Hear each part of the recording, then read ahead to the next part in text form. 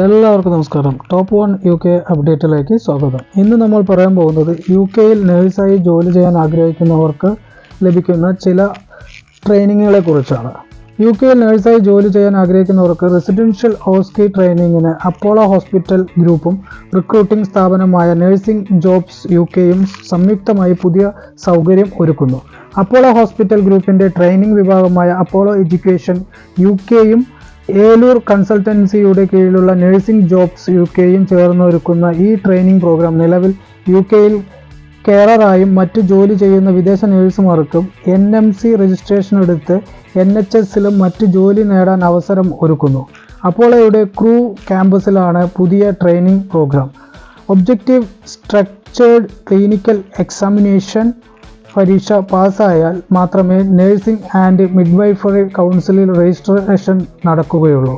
മലയാളികൾ ഉൾപ്പെടെ നൂറുകണക്കിന് ആളുകൾക്ക് ഏറെ സഹായകമാകുന്ന ഈ ട്രെയിനിങ് പ്രോഗ്രാമിൻ്റെ ഉദ്ഘാടനം കഴിഞ്ഞ ദിവസം ക്രൂവിൽ നടന്നിരുന്നു.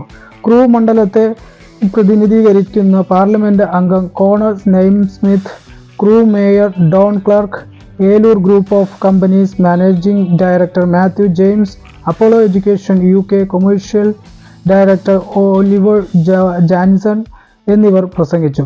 കഴിഞ്ഞ വർഷം NHS പുറത്തുവിട്ട കണക്കുപ്രകാരം നിലവിൽ വിവിധ NHS ട്രസ്റ്റുകളുടെ കീഴിൽ 31,294 നഴ്സിംഗ് വേക്കൻസികളാണ് ഉള്ളത്.